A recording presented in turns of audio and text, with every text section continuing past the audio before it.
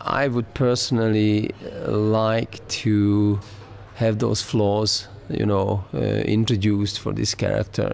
He's far too perfect. Maybe, nobody's that perfect. So I obviously looking for some space where you can expose some weak spots. But good question. Would you make him fall in love, or would you do that?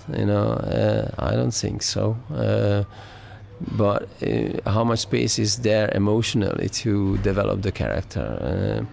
How much space is there to scratch the surface, of this perfection? I would like to bring it there where you don't want it to be, and then bring it back from there. It's difficult, but I think it can be done, and I think it will benefit the character and it will benefit the story as such. Coming from an online background, it could be fun to see Hitman playing Hitman with other live players in a big world. Maybe not having like 100 or 200 Hitmans running around shooting at each other, but something a little bit more subtle. That would be fun. Really, really, really fun.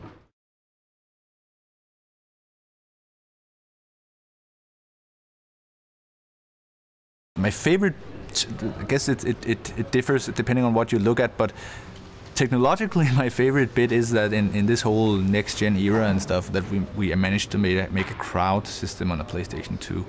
That's something that, that was ambitious when we decided to do it, and we thought that we would probably have to cut a gazillion corners, but having it end up like it did, like actually having hundreds of characters walking around on the PlayStation, that's way crazier than I ever imagined it would be. So that I really dig and I'm really proud of.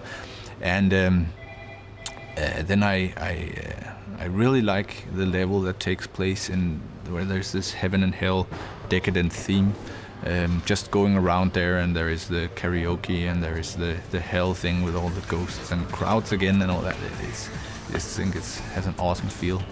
The suburbia level is actually quite fun, since we have a clown that's been invited to a birthday party, and he has a slight problem with alcohol, so he walks around in this mafioso home and with the FBI agents, and takes a little sip out of the bottle once in a while, and then he blows up the balloons and the stuffed animals and things like that, and he's quite funny.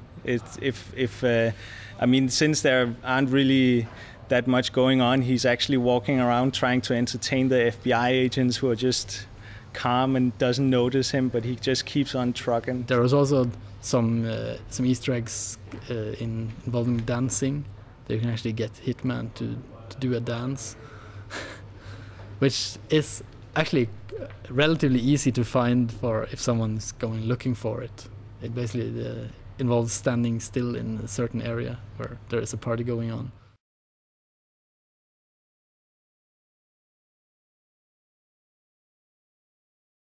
IO as a company has changed over the past years. It's been growing a lot, and of course when a company grows, a lot of things happen with the company.